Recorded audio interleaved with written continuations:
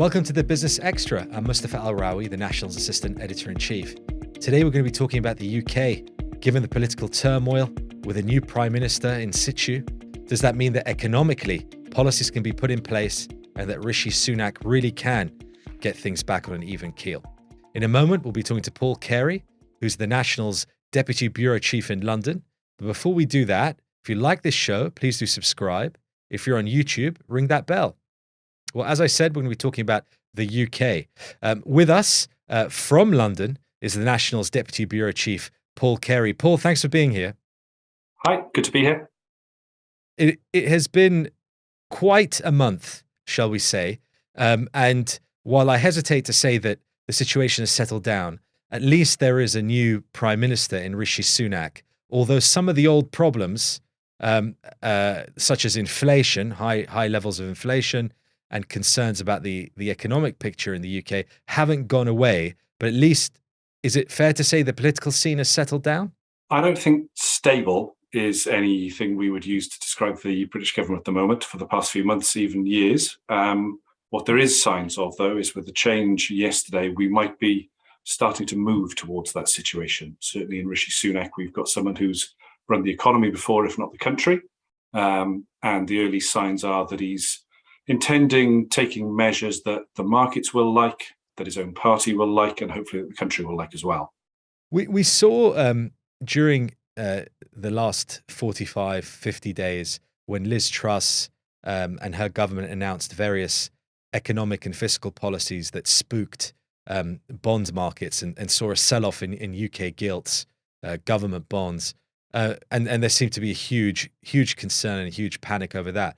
But for a minute, maybe for our audience, I can ask you, Paul, outside of what you were reporting in your job, were you feeling that kind of insecurity and that panic after that policy was announced? I think it would be fair to say that no one could quite believe what was going on. On the day that they made the mini budget statements and the markets did start to go down, no one at that point realised quite how bad it was going to get. I think they thought that it was sort of simply a policy that the markets didn't like, that sooner or later things would come back to normal. What no one anticipated was the avalanche that was going to build, that despite one U-turn on the top rate of tax, moving on to the next U-turn, bringing the fiscal statement forward, all those sorts of things just didn't sort of stop things. And then the mood in the country was kind of one of sort of slight disbelief of, is there anyone actually in charge here? Is anyone going to get control? Can it ever be brought back? Because once they started to slide, although no one in the real world thought that a prime minister could be gone within 7 weeks. No one thought it would ever be that bad. It was kind of like, well, they'll give till Christmas. They'll give till next year. It'll start to turn and get better. And it just got worse and worse. And no one could quite believe that was going to happen. But it did. So, Liz Truss had hoped that she could cut taxes, not cut spending, stimulate economic growth to beat inflation, to beat the cost of living crisis, as well as subsidize the rising energy costs for most people. The market balked at that. Most people said that this was not feasible.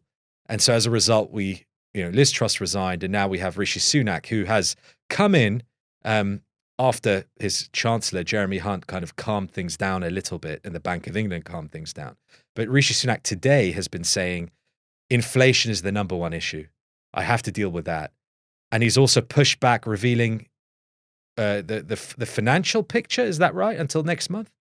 It is. So he's gone back from October the 31st to November the 17th, which moving the statement like that does risk causing troubles with the market, spooking them a little. And they didn't respond very favourably to it because any change is not going to be great. But on the plus side, it probably does make an awful lot more sense that the Prime Minister, who's now going to have to run the country with this economic policy, actually gets a chance to kind of take a look at the books himself. Otherwise, we were going to be in this bizarre situation where on Monday, the new Chancellor, who's only himself been in the job for 2 weeks, was going to stand up and deliver a statement with the Prime Minister sitting next to him, who'd had no input into that plan, who was an ex-Chancellor himself, but didn't know what it was going to be said, and would barely have had any time to grasp what was going on. He wouldn't have had conversations with the various departments about any spending cuts.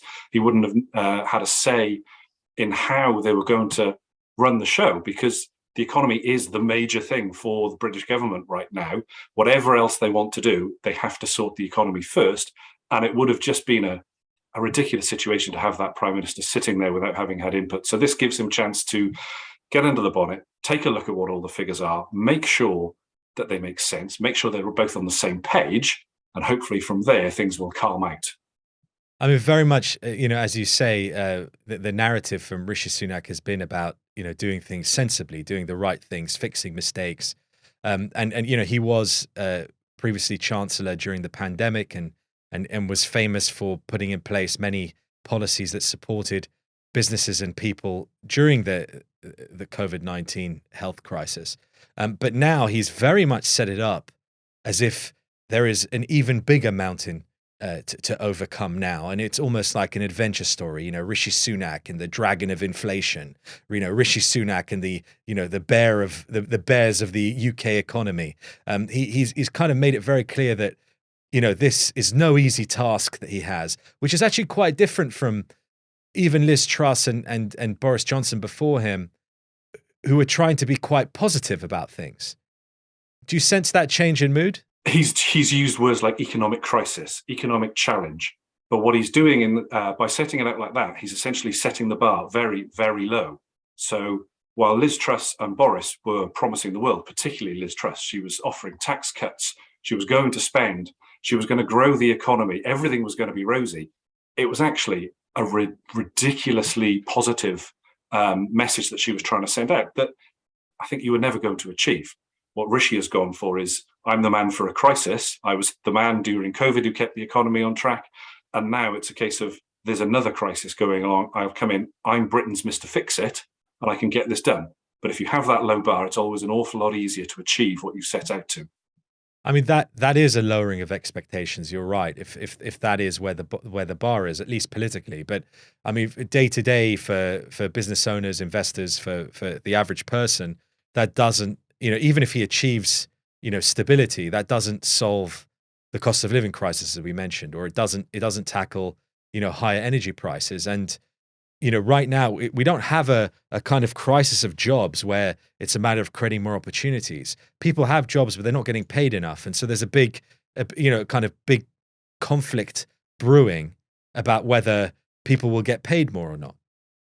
That's right. I mean, what Britain has got at the moment, the lowest unemployment rate in over 48 years, since 1973 or 74.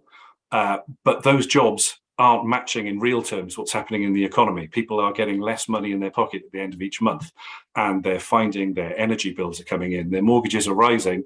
They're still working hard. They're probably working even harder, but they're finding that it's just not, it's being spread more and more thinly. There are strikes happening around the country, particularly rail strikes, but just about every sector seems to be balloting for strikes, and people are starting to get angry. And when they start getting their winter energy bills in, and when they come off their fixed rates and find that their mortgage has gone up by hundreds of pounds, that's when they're really going to start getting annoyed and start asking for more money. And those employers are going to be struggling to find ways to pay them more because their companies aren't making any more money. It's if I go back in over the last decade, politics has been so fraught. We had austerity following the financial crisis and the effects of that. We had Brexit. Since then we've had COVID, but also now, this past year politically, whether it's as a result of the conflict in Ukraine or otherwise, I don't think there's been more a time when politics have dominated, conversations and discussions. Are people sick of it? Because, it's talk, Keir Starmer, the Labour Party leader, the opposition, wants a general election. But perhaps that's actually the worst thing that can happen, given that we've had politics jammed down our throats now for so long. I think people have always had enough of politics. They always complain about politicians on TV, either not telling the truth or not being in touch with the electorate. There is a different situation now where politics has become news, not just politics. Everything that is going on with the government is just 24 hours. It's, I think, absolutely fair to say that people have had enough. They've had enough of what's going on with the country and enough of what's been going on with sort of the merry-go-round of the government. They probably, I think if you're a Labour supporter, they probably definitely want to have an election as soon as they can. If you're a Conservative supporter, they probably don't want to have an election because just having to think about all of that again. Most people might think, oh, I can't really be doing with 6 weeks of even more politicians on the TV or knocking on the door. That said, some Tories may be thinking, actually, do you know what? They probably should get out, give someone else a chance, and the sooner they can get back in a few years' time. Yeah, and they're not happy. I can understand why, because it's not like this is a surprise. It's been talked about for months and months and months, and yet as winter draws nearer, there's not a lot of confidence. Plus, it looks like with the concerns over inflation and interest rates going up, that it's put a freeze on the housing market, or at least stopping valuations going up. And also the economic outlook is that there will be a recession one way or another. We don't know how long it will last. So that's the picture as to Christmas. And so you kind of, if I always ask this, when you're in London and we're here in the UAE, and any investors outside, why would they be keen to kind of put their money in Britain at the moment? And so you kind of feel like, when's that going to change? It's very difficult to be positive at the moment. Earlier this week, Guy Hans, kind of one of Britain's top investment gurus, said that the economy was doomed. He had nothing positive to say about investing in the country. He said that businesses try to paint a rosy picture because it's good for their business. But he was struggling to come up with any good news for it. I suppose all I would say is that a lot of the problems were self-made by the Tories, so they can fix those. There's also the fact that long-term, there are things that are being done to try and resolve the energy crisis. They would hope that the war in Ukraine would get resolved, so the global elements that are causing problems hopefully will recede, so that long-term Britain can get back to being the kind of the important player on the world stage that it wants to be. Kevin Rudd, the former Australian Prime Minister, this week was talking about the distraction that when you have internal politics like this causes, that people stop governing properly. They stop looking at the bigger picture. They stop being a player on the international stage. Hopefully all of that can settle down now. And with it, the economy will get itself righted and people will want to start investing here again. Paul Carey, the National's Deputy Bureau Chief in London, thanks so much for being with us. We'll get in touch again, maybe in the new year when things are a bit rosier. Thank you. Well, that's all we've got time for today. All that remains to thank our production team and you all for being with us. Do join us again next time.